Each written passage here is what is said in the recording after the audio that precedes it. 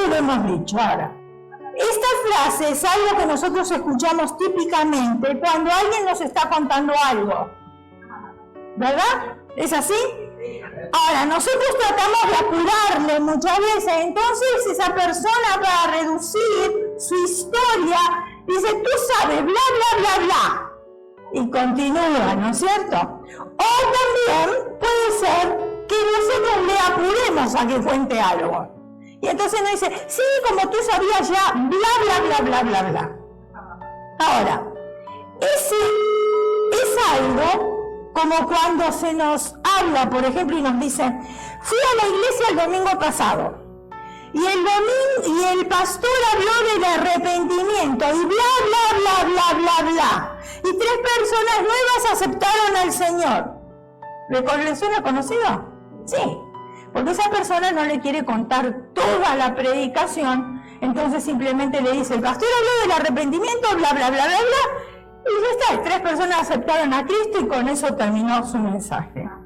Ahora, estoy segura que todos hemos escuchado esta frase, y es por este motivo que hoy deseo que examinemos el bla, bla, bla que puede existir en nuestras oraciones.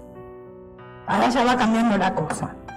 Les invito a abrir la bella, la hermosa y la inalterable palabra de Dios en Lucas, el Evangelio de Lucas, capítulo 18, y vamos a estar dando lectura del versículo 9 al 14, y dice de esta manera: refirió también esta parábola a unos que confiaban en sí mismos como justos y despreciaban a los demás. 2 hombres subieron al templo a orar. ¿Cuántos hombres? 2 hombres. Uno era fariseo y el otro recaudador de impuestos, que también lo conocemos como ¿qué? ¿Como qué otro nombre se les da? ¿Como publicano? Ok. Entonces, recaudador de impuestos. El fariseo, puesto en pie, oraba para sí de esta manera. Escuche. Dios, te doy gracias porque no soy como los demás hombres, estafadores, injustos, adúlteros. ¿Para qué necesita Dios este hombre? La verdad, ¿no? Ni aún como este recaudador de impuestos. ¡Qué tremenda oración! Me imagino que el Señor se habría tapado los oídos. Yo ayuno 2 veces por semana. Habría que darle una condecoración. Doy el diezmo de todo lo que gano. Versículo 13. Pero el recaudador de impuestos, de pie y a cierta distancia, no quería ni siquiera alzar los ojos al cielo. Fíjense ustedes la diferencia entre uno y otro, ¿no? Sino que se golpeaba el pecho diciendo: Dios, ten piedad de mí, pecador. Os digo que éste descendió a su casa justificado, pero aquel no, o sea, el primero. Porque todo el que se ensalza será, ¿qué? Humillado. Pero el que se humilla será ensalzado. Para tener un mejor entendimiento de lo que está sucediendo aquí, o en este pasaje que hemos leído, es necesario conocer algunos pequeños detalles de aquella época, cómo se vivía en aquel entonces. Y en el versículo 10 nos dice que 2 hombres subieron al templo a orar. Uno era fariseo, el que se creía justo, y el otro, que era recaudador de impuestos, era publicano. Así se le conoce. Ahora, ¿quiénes eran los fariseos? Los fariseos eran uno de los 2 grupos más influyentes que existían en aquel tiempo, durante el ministerio de Jesús. Ahora, los fariseos ejercían gran influencia sobre el pueblo. Pero al igual que todos los religiosos, ellos tenían un gran defecto. Dije igual que todos los religiosos. Ellos tenían un gran defecto. ¿Cuál era el defecto que ellos tenían? Los fariseos sí creían en un Dios personal, como muchos creen. Pero que también creían en la palabra de Dios, pero ellos le añadían a la palabra.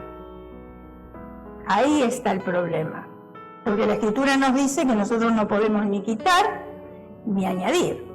Pero ellos le añadían a la palabra. ¿Y qué es lo que le añadían a la palabra? Ellos añadían reglas, regulaciones, rituales, ceremonias, imponiendo así restricciones a las personas. O sea, pura religión. No hay una relación personal. Si nosotros no podemos cumplir la ley, cuando la ley fue establecida, pues vino la gracia. ¿Por qué? Porque si omitimos solamente un detalle de la ley, ya nosotros estamos arruinados. Entonces, después me llegó la gracia. ¿Por qué? Porque a través de la gracia, nosotros ahora somos justificados. Entonces, ¿quién puede cumplir la ley al pie de la letra? Nadie. Pero ellos imponían al pueblo que cumplieran los rituales, las ceremonias, las regulaciones, las reglas, etcétera, etcétera. Ahora escuchemos las palabras del Señor cuando le respondió en Mateo 23:13. El Señor es bien claro cuando habla, no anda con rodeos. Dice: ¡ay de vosotros, escribas y fariseos hipócritas! No se lo mandó a decir, se lo dijo directamente. No lo adornó con vaselina, lo dijo tal cual era. Dice: porque erráis en el reino de los cielos delante de los hombres, pues ni vosotros entráis, ni dejáis entrar a los que están entrando. Tremendo este versículo. Tremendo, porque también tenemos que tener cuidado nosotros, ¿verdad? A veces de no cometer ese mismo error. Ahora, esta actitud o enseñanza que ellos tenían les condujo a cometer dos grandes errores. Primer error es que estaban conduciendo al pueblo a creer que con un buen comportamiento, escuche, con un buen comportamiento y a través de rituales serían aceptos a Dios. Hay mucha gente buena en el mundo y quizás hasta mejor que nosotros, que decimos ser seguidores de Cristo, haciendo obras buenas, pero sabemos que no por eso van a entrar al reino. No es por obras que se entra al reino. Ahora, segundo, es que conducían al pueblo a una religión de respeto social, o sea, una religión externa. Llevarse bien con las personas, no hacerle mal a nadie. ¿Sí me está entendiendo, verdad? En otras palabras, si una persona era socialmente respetada y hacía las cosas bien hechas, era considerada aceptable en el reino de Dios. Totalmente contrario a lo que dice la palabra de Dios. Sí, claro, tenemos que hacer cosas buenas, tenemos que hacer obras, pero es por fe, ¿no? Es por fe.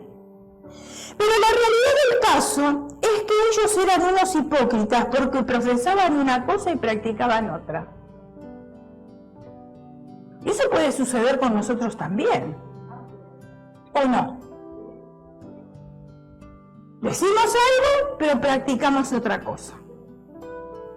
El Señor le respondió, y lo leímos: ¡ay de vosotros, escribas y fariseos hipócritas, porque cerráis el reino de los cielos delante de los hombres!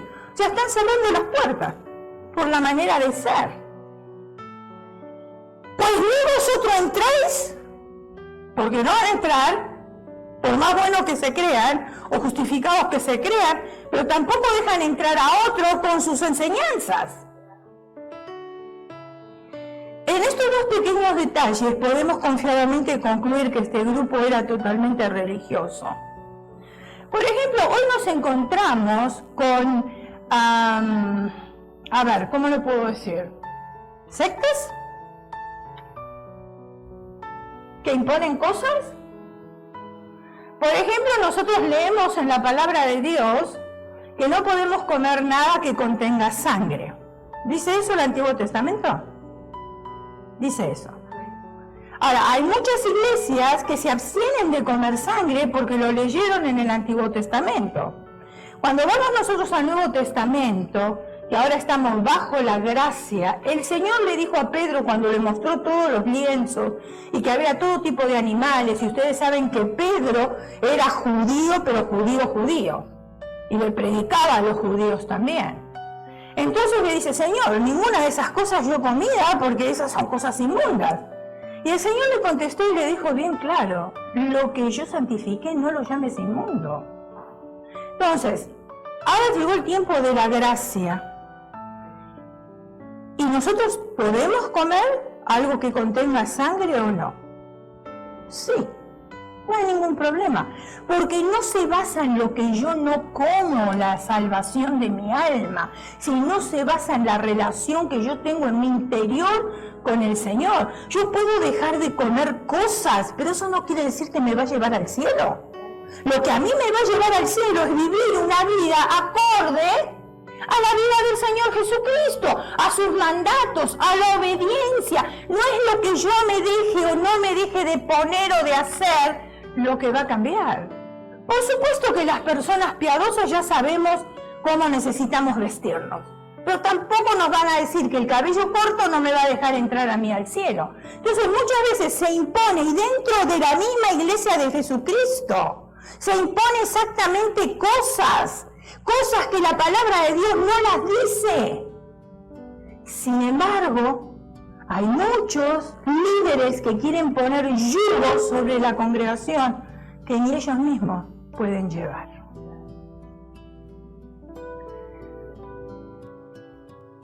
Ellos no hacían las cosas para la gloria de Dios, sino lo hacían para obtener reconocimiento. ¡Wow! ¡Qué santa que es esa persona! Yo siempre digo, cuidado con la holy, Cuidado con las personas que tienen un idioma súper espiritual. A mí no me convencen las personas que tienen un idioma súper espiritual, porque veo que son fake. ¿Me está entendiendo? Porque todos estamos en esta tierra, pisamos todavía esta tierra, estamos aquí y no podemos espiritualizar todas las cosas. Las que son espirituales, las que son de esta vida son de esta vida. Porque entonces si todo lo espiritualizaríamos, ¿para qué vamos a trabajar? Dígame, ¿para qué? Si del Señor vienen todas las cosas, entonces que el Señor nos haga llover dinero del cielo, ¿verdad? Pero después nos encontramos con una escritura que dice que el que no trabaja tampoco que no coma. Entonces, yo tengo que trabajar y tengo que tener una relación con Dios también. No me evita una cosa de la otra. Ahora, en mi trabajo yo puedo hacer socio a mi Señor. Donde quiera que esté, en mi casa, en todos lados, tiene que estar Cristo como el centro, la base de nuestra fe. Entonces uno dice, ay, esa persona es súper espiritual, la voy a seguir porque esa persona todo el tiempo da profecía. ¿Sabe cuántos profetas hemos tenido aquí en la iglesia? Muchos. ¿Quieren que les digan dónde están esos profetas ahora o qué están haciendo? Está bien dar palabra de profecía, pero cuidado con mirarlos como seres súper espirituales. Yo no estoy hablando nada en contra de la profecía, yo estoy hablando de seguir a una persona por lo que dice. Mejor sigamos a una persona por lo que hace. ¿Quiénes eran los publicanos? Bueno, esto no nos gusta mucho a nosotros tampoco. ¿Por qué? Porque el publicano era el título otorgado por el Imperio Romano a los cobradores de impuestos. ¿A quién le gusta pagar impuestos? ¿Verdad que no nos gusta? No nos gusta. Pero estos eran bien tramposos. Yo no quiero decir que ahora son tramposos también, pero por ahí, ¿no? La realidad es que este título para nosotros hoy en día no significa nada. Pero en aquel entonces las cosas eran muy diferentes. Los cobradores de impuestos en esos tiempos eran personas odiadas. ¿Pero por qué eran odiadas? Hay un motivo por el cual estas personas eran odiadas, porque no eran honestas. ¿Ustedes se acuerdan de Zaqueo? ¿Sí se acuerdan? Cuando el Señor le dijo, Zaqueo, prepárate porque hoy voy a tu casa. ¡Ay! Esas palabras le llegaron a lo profundo del corazón. No hizo más Jesús que pisar la casa de Zaqueo, y como entró la luz a la casa de Zaqueo, enseguida la conciencia le redargulló y dijo que iba a devolver. Quiere decir que sabía muy bien que era un tramposo, que había cobrado de más, que era un estafador, porque si él hubiese hecho las cosas bien y no hubiese cobrado de más, entonces no decía que iba a devolver nada, porque había cobrado lo justo. Porque el Señor aún dice, dar a César lo que es de César y a Dios lo que es de Dios. O sea que a nosotros como ciudadanos de una nación nos corresponde pagar nuestros impuestos, nos guste o no. Y en aquel tiempo era exactamente lo mismo, con diferencia que ellos se abusaban del pueblo. Entonces, eran odiados. ¿Pero por qué eran odiados? Eran odiados estos hombres y repudiados porque ellos operaban de una forma muy corrupta. Lo que facilitaba a estos hombres es que como ellos eran corruptos, la ley romana que existía en aquel entonces le apoyaba. Para tratar de disminuir los malos sentimientos del pueblo en contra del Imperio Romano y para disminuir la apariencia de la opresión que el Imperio ejercía sobre este pueblo, el Imperio empleaba a personas del mismo pueblo judío para que ellos mismos fuesen los que cobraran impuestos. Por ejemplo, si había sido determinado que una persona debía $10 o tenía que pagar un impuesto de $10, el cobrador de impuestos le cobraba 15. ¿Ahora se da cuenta por qué eran odiados? Porque si a mí me corresponde pagar 10, ¿por qué tengo que pagar 15? Yo estoy willing, como dicen en inglés, de pagar lo que me corresponde, pero no me cobres de más. O a veces se les ocurría que pagaran $20, peor todavía. Y sin ningún tipo de violación a la ley romana, porque ellos los apoyaban. Entonces ellos podían hacer lo que se les venía en gana. Y como todo estaba aprobado y respaldado por el Imperio Romano, cualquiera que se negaba a pagar lo que el publicano le exigiera, tendría entonces que tratar con los soldados romanos. Y los soldados romanos eran brutos, esa es la palabra para identificarlos. Terrible, espantoso. Y si no, vea la historia, lo que hacían los soldados romanos. Horrible. Entonces creo que la gente prefería pagar más, los 15 o los $20, antes que tratar con los soldados romanos. Entonces los fariseos eran respetados y muy religiosos, y los publicanos eran repudiados por el pueblo. Miren qué lindo conjunto tenemos ahí. A primera vista, el fariseo en esta parábola aparenta ser un hombre muy bueno y el publicano el malo de la película. El fariseo dice, te doy gracias porque no soy como los otros hombres. La declaración que hizo este hombre era una gran verdad. Él no era como el publicano porque no era ladrón. No era ladrón. El fariseo no estaba orando a Dios para que le perdonase. Él no estaba orando a Dios para darle gracia. El fariseo solo estaba parado en el templo dándose golpes en el pecho. Constantemente. Alardeando de que él era muy bueno. Pregunta. ¿Creen ustedes que Dios escuchó esta oración? ¿Qué es lo que Dios escuchó de este hombre? Bla, bla, bla, bla, bla, bla. Eso fue lo que escuchó. No escuchó la oración. Por esto, ¿o por qué digo esto? Mateo, otra vez, 23:14. Dice, ¡ay de vosotros, escribas y fariseos hipócritas, porque devoráis las casas de las viudas y como pretexto hacéis largas oraciones! Por esto recibiréis mayor condenación. Y cuidado, no tomemos esto literalmente y decir, bueno, ahora no voy a orar largo porque voy a recibir condenación. No, no está hablando de eso. Sino está hablando cuando uno hace largas oraciones para hacerse escuchar por los demás, para hacerse ver por los demás, y uno trata de emplear un léxico para impresionar a otros. De eso es lo que está hablando este versículo. Ahora, dile a la persona que está a tu lado, cuidado con el bla, bla, bla. Desdichadamente, el síndrome del bla, bla, bla es uno de los problemas más grandes que confronta la iglesia hoy. Existe un buen número de supuestos creyentes que son iguales al primer hombre de la parábola, o sea, el fariseo. Sus acciones y declaraciones reflejan claramente que él no está buscando a Dios, o que ella no está buscando a Dios. El fariseo solamente estaba buscando la aceptación y reconocimiento del hombre. Hago esto porque me están viendo. Hoy nos vamos a servir de Santa Cena. Dice la Escritura que tenemos que hacer memoria ¿de quién? De Él. Hacer memoria de mí, el Señor. Si yo no le conozco y me sirvo de Santa Cena, ¿estoy haciendo memoria de quién? ¿De quién estoy haciendo memoria? Esa es la pregunta, ¿no es cierto?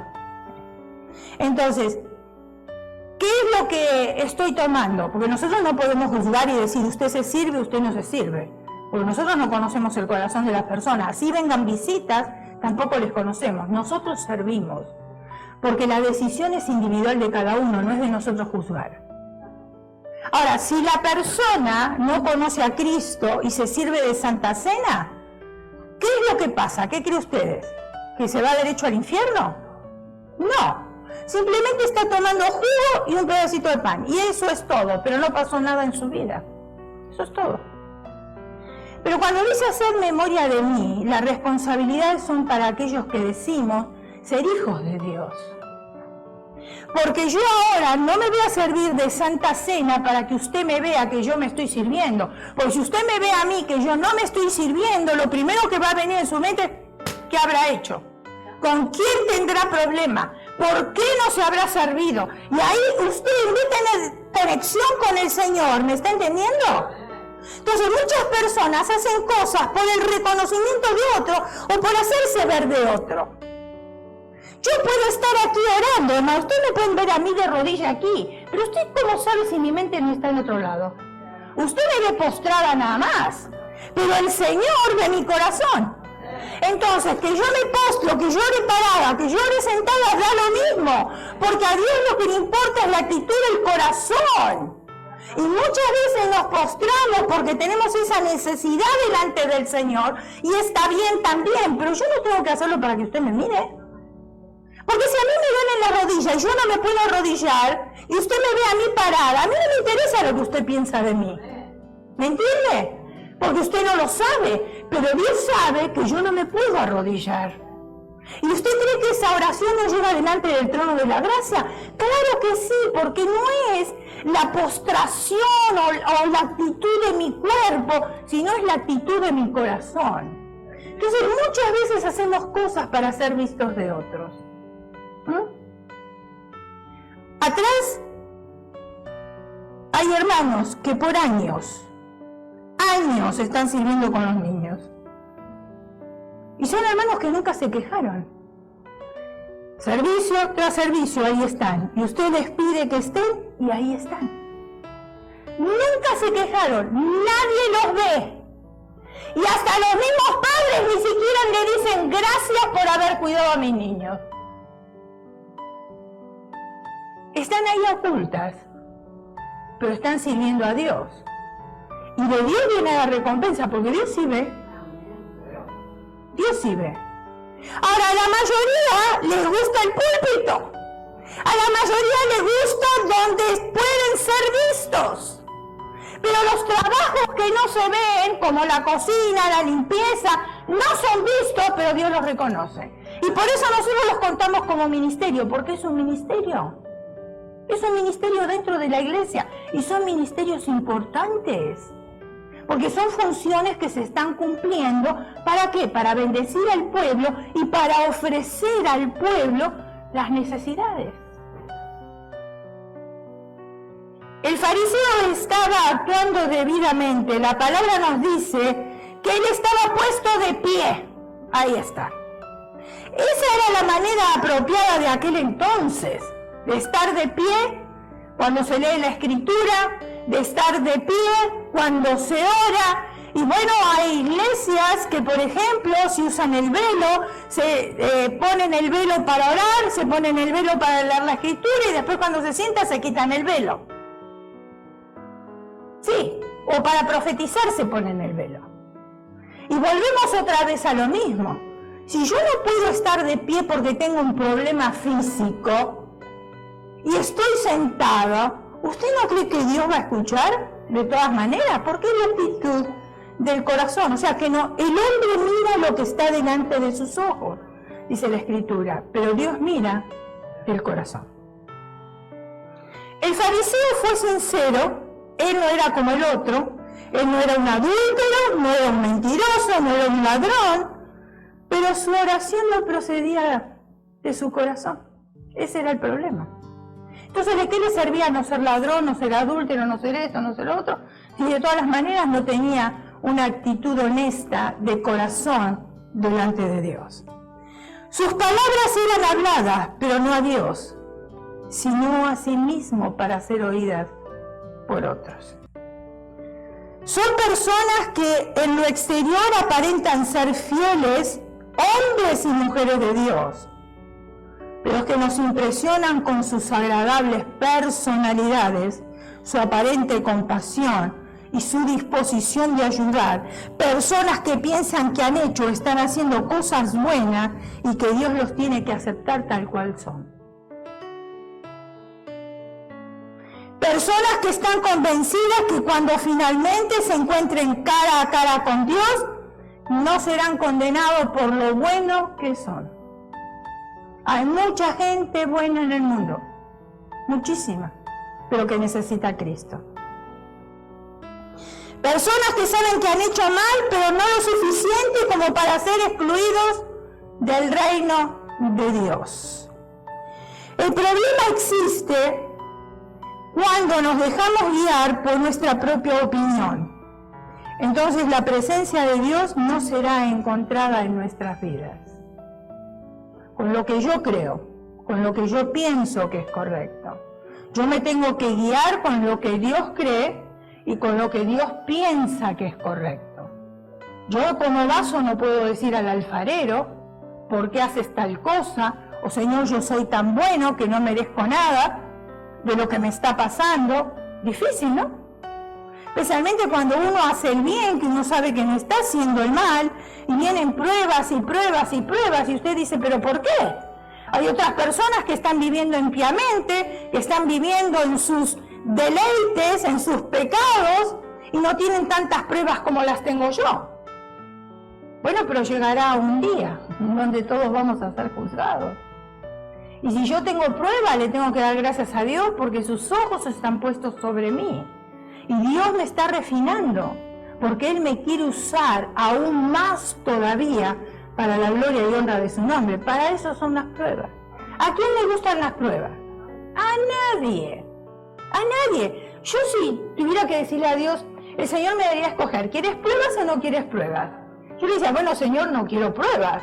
Quiero como en el huerto del Edén, antes de que entre el pecado, que todo sea maravilloso. Yo no quiero ahora empezar a trabajar en el huerto y empezar a sacar las hierbas malas. Así somos nosotros, siempre queremos lo mejor para nuestras vidas. Basar nuestra vida sobre nuestra propia opinión nos conducirá a nosotros a vivir una vida de religión. ¿Ustedes se acuerdan los fariseos que hacían? ¿Se lavaban las manos antes de comer? Todo religioso era. ¿Se imaginan ustedes vivir ahora de esa manera? ¿Con tantas cosas? Pero no tendríamos paz, tendríamos que tener constantemente en nuestra mente lo que yo tengo que hacer para agradar a Dios. Entonces el Señor le dijo, no, pero no es lo que entra, sino es lo que sale. O sea, lo que entra es una cosa, pero ¿qué sale de acá? Esa es otra. Esa es otra cosa. O sea, el Señor siempre tiene respuesta para nuestras preguntas. Siempre las tiene. Ahora, en otras palabras, nosotros llegamos al templo, quizás cantamos alabanza, levantamos las manos, quizás digamos amén, aleluya, pero todo porque son pasos a seguir. Esa es la otra cosa, es una rutina en mi vida. Yo ya conozco el mecanismo y entonces yo ahora lo hago. ¿Y por qué también lo hacemos? Porque es lo que se espera de nosotros, ¿no? Y no porque sintamos la necesidad de hacerlo. Lo único que estamos haciendo es satisfacer nuestra conciencia. Y eso es exactamente lo que hizo el fariseo. Es fácil querer obtener reconocimiento. Es fácil querer obtener el prestigio, pero también es fácil no ir al cielo. Mateo 7:14. Miren lo que dice. Porque estrecha es la puerta y angosto el camino que lleva a la vida. ¿A qué vida? A la vida eterna, ¿verdad? Y pocos son los que la hallan. Estrecha es la puerta. ¿Cuántos vamos a entrar de panzazo?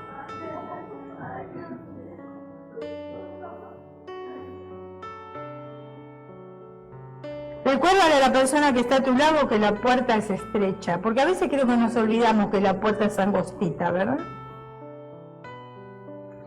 El publicano era el malo de la película. Pero él dijo, Dios es propicio a mí, pecador. Se definió como lo que era, ni más ni menos.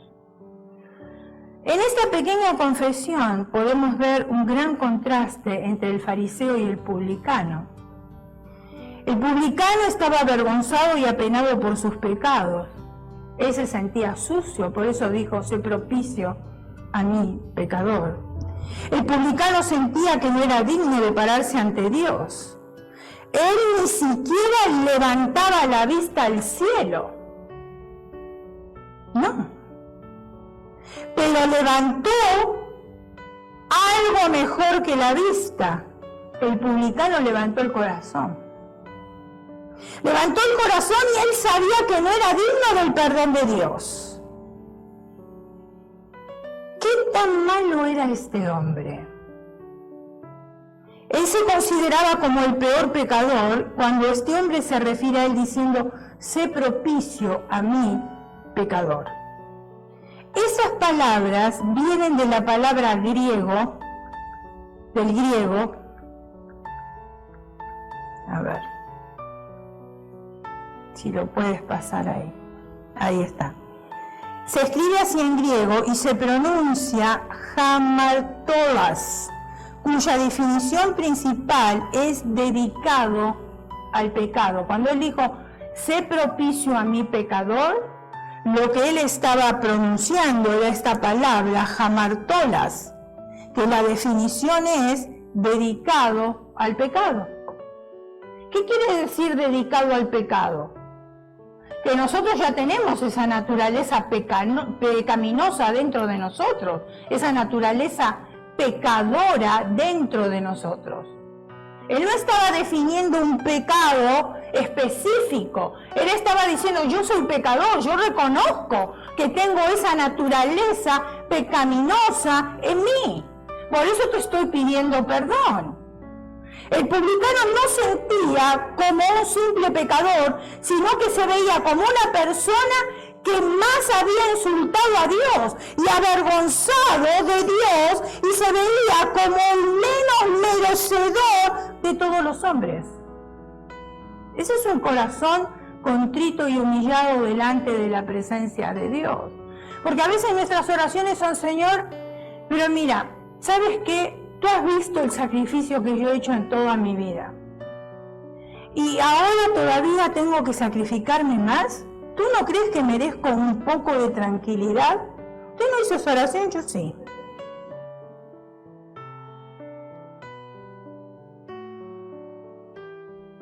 está entendiendo, verdad?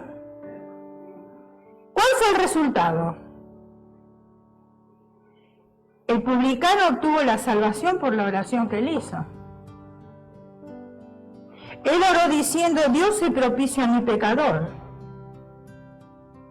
Este hombre que le había hecho la vida imposible a otros, este ladrón, este tramposo, este hombre verdaderamente malo, vino a Dios y le pidió misericordia.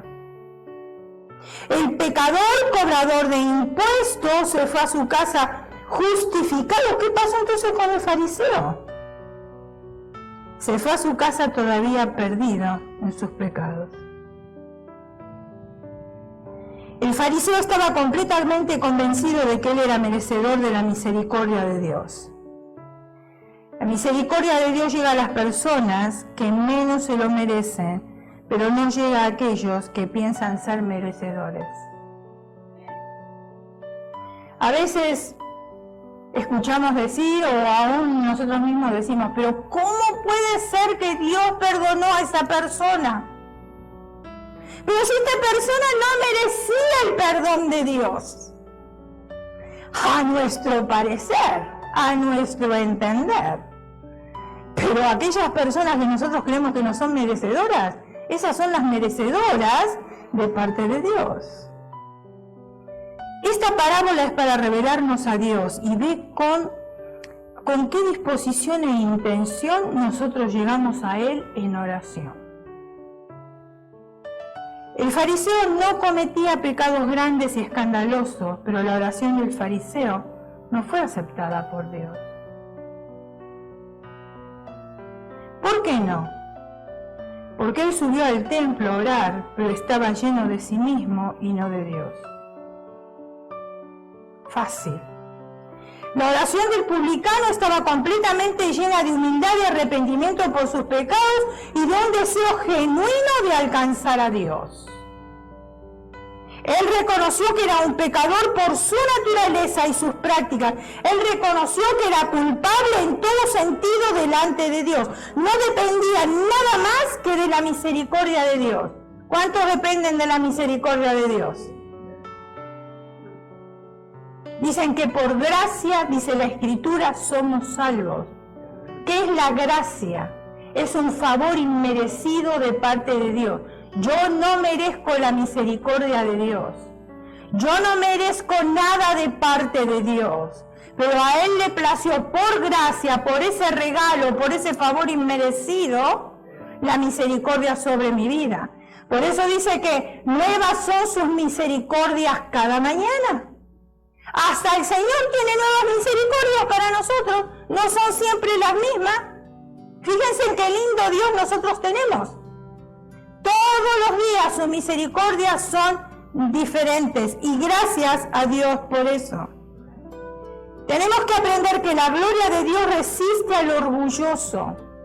Hay 7 cosas que Dios aborrece y entre ellas está el orgullo. Y el orgullo, mis hermanos, todos los tenemos, en mayor grado, en menor grado, de una manera, de otra manera, pero todos somos orgullosos.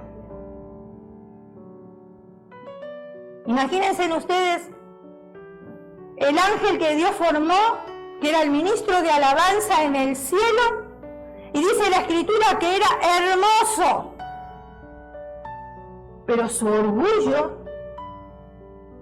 ¿qué hizo? Lo destronó del lugar donde estaba. O sea, todos tenemos orgullo. Ay, no, pero que este grupo étnico, que el otro... No, todos tenemos orgullo, no importa de qué país venimos. Todos tenemos orgullo dentro de nuestro corazón. Y eso tiene que ser desarraigado. Tenemos que aprender que la gloria de Dios resiste al orgulloso, pero derrama misericordia sobre el humilde. Escuchen esta historia para poder corroborar un poquitito más lo que estoy diciendo. El maestro estaba buscando una vasija para usar. En el estante había muchas vasijas. ¿Cuál escogería? Llévame, gritó la dorada, la vasija dorada, le dijo al maestro, llévame.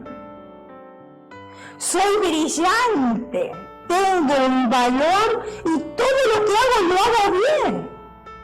Mi belleza y mi brillo sobrepasan al resto. Usted sabe lo que es el dorado, ¿no? Sí, se ve por todos lados, donde usted lo quiera poner, ahí está. Y para alguien como tu maestro, el oro sería lo mejor. El maestro pasó sin pronunciar palabra. Él vio una plateada, angosta y alta. Yo te sirvo, amado maestro. Vertiría tu vino y estaría en tu mesa cada vez que comieras. Mis líneas son agraciadas y mi escultura original. Y la plata te alabaría para siempre. Sin prestar atención, el maestro caminó hacia la de bronce. Era superficial, con una boca ancha y brillaba como un espejo. Aquí, gritó la vasija, sé que te seré útil. Colócame en tu mesa donde todos me vean. Mírame, gritó una copa de cristal muy limpia. Mi transparencia muestra mi contenido claramente. Soy frágil y te serviré con orgullo y sé con seguridad que seré feliz de morar en tu casa. Todas estas vasijas querían ser vistas. ¿Se dio cuenta o no? Vino el maestro seguidamente hacia la vasija de madera, sólidamente pulida y tallada. Me puedes usar, maestro amado, pero úsame para las frutas dulces y no para el insípido pan. ¡Qué orgullo! ¡Wow! Para las frutas, diferentes frutas, no para el pan. Luego el maestro miró hacia abajo y fijó sus ojos en una vasija de barro. Vacía, quebrantada y destruida. Ninguna esperanza tenía la vasija. Ninguna esperanza de que el maestro la pudiera escoger para depurarla y volverla a formar, para llenarla y usarla.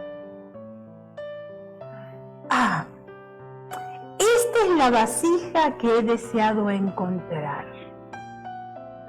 La restauraré y la usaré y la haré toda mía. ¿Se está viendo ahí? No necesito la vasija que se enorgullezca de sí misma, ni la que se luzca en el estante, ni la de boca ancha, ruidosa y superficial, ni la que demuestre su contenido con orgullo, ni la que piensa que todo lo puede hacer correctamente. Pero sí esta sencilla, llena de fuerza y de poder. Cuidadosamente el maestro levantó la vasija de barro, la restauró, la purificó y la llenó en ese día, y le abrió tiernamente diciéndole: tienes mucho que hacer. Solamente viértete en otros, como yo me he vertido en ti.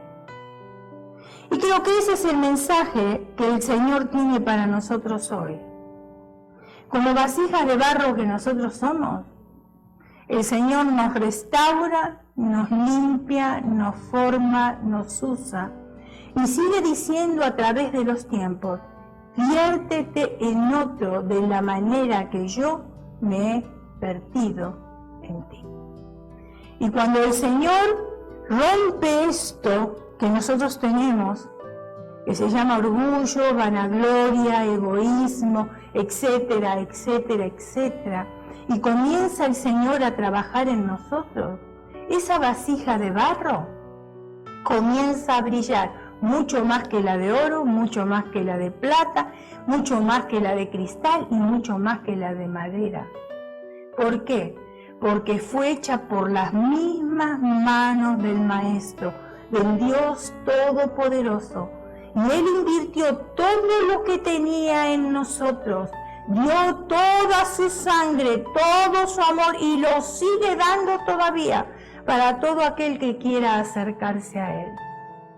Por eso cuando ya no podamos más, en vez de decir, Señor, yo he sufrido tanto en la vida, ¿no te parece que ahora me corresponde un poco de paz y tranquilidad y de alegría? Sino decirle, Señor, ¿sabes qué? Yo te pido como vasija de barro, que tú me rompas y me vuelvas a hacer de nuevo, a tu agrado, a tu manera, a tu corazón, a tu elección, y que tú, Señor, me envíes a mí donde quieras que yo lleve gloria a tu nombre. Cierre sus ojos, incline su rostro y vamos a orar.